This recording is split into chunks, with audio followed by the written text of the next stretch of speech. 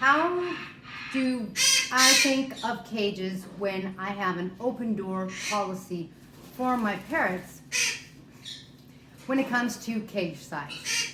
Hi, I'm Kaylin, the author of The Parrot Bliss Bond. Please be sure to get your copy on Amazon so that you know the right measurements for your parrot depending on your parrot's wingspan. In this video, my Catalina macaw, Kailani, and I are going to talk to you about cage size. Now, she's very comfortable with me, I'm very comfortable with her, but I'm not comfortable enough to open her wings. So, instead I'm going to tell you that when she does open her wings are about the length of her very long body. Her body, when she and I are right next to each other, there we are about head and head, and her tail comes down below, like right below my hip bone. So she's a long, tall bird. When you're looking at cage size, you really do want to look at the full body of the bird. Now, what's challenging is most bird cages really aren't made big enough. And I think one reason is because having a big, huge cage in your house is kind of crazy. I mean, I have a couple big, huge cages, and they're not even the, quote, like really, really big ones, and they're not fight cages. I'm fortunate because I live in Florida, and so we have an outdoor lanai that my two macaws can be in out back. That means that it's enclosed with a screen so that fresh air and sunshine get in.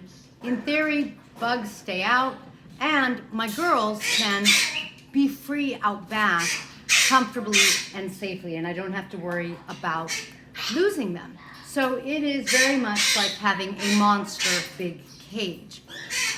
That's like the size a cage really should be. One challenge that I always have is, this here is my hairdresser, Binks. Hi, Binksy. I love you. Yes, I do. And Binks is a Queen of Bavaria or a Golden Conure. So where was I? The girls, I like that they can fly out back, but no, that wasn't nice. Hey, no. Be nice. Be nice to me. Be nice to me. But cages, you know, it's really hard for a cage to be big enough for a bird to really like hop around and spread their wings a little. And even if you aren't building a cage big enough for them to really fly, like big enough for them to spread their wings and pop around a little. Hi, this is Macy, my African pig. Hi, Macy. And she wants pets. She's saying she wants pets. So, as you could see, I do have an open door policy with as many parrots as I can. And it means that they can come up and shake my finger, nibble on me, or preen my hair. In that case, do I worry as much about cage size? Frankly, no. Some of my cages, when I have them cleaned, because I have someone come and help me clean, I'm told that the cages aren't even very dirty. Some of my cages, I have a bottom, and you just swap out the bottom because the cage doesn't really get dirty. Now, parrots are really dirty. When they poop, they get their poop everywhere, like not just down, but often to the side. And so it's not uncommon to have to clean the sides of the cage. If you have a parrot, you already know that. But some of my cages don't get dirty on the sides because my parrots just aren't in them. So instead, we constantly clean the floor, constantly. The floor gets cleaned at least twice a day. What was that? That was a honking noise. Hello, Kailani. Hi, Kailani.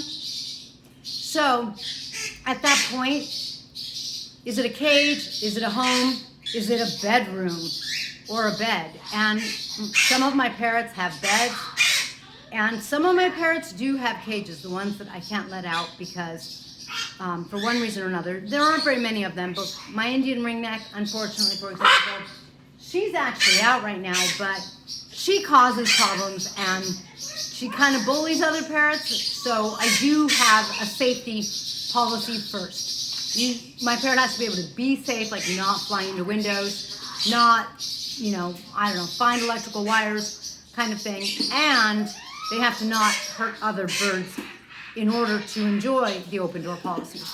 Now, the open door policy does not necessarily mean that they're out and free when I'm not home. My goodness, were you wondering how loud a macaw is? When we're not home, my Amazon, who can't fly and who never leaves her perch, she's left. Like, I don't worry about her, although I have cameras and I watch my parrots while I'm gone. But otherwise, almost everyone goes back in a nice, safe place. That way, whether their cage is a cage, a home, or a bed, while we're not here, there's no eating of wires, getting electrocuted, or I don't know what trouble, or eating wood. There's just nothing going on at that point for us to worry about. I hope you have enjoyed the antics of my blissful aviary here. I hope you've enjoyed. Now you know how my hair gets curly. I have it done professionally. I pay in walnuts. And almonds. Clearly the walnuts weren't enough. I think she wants her fee now. Thanks for joining us in this video. If you have any questions or anything that you would like to talk about parrots, please be sure to post below.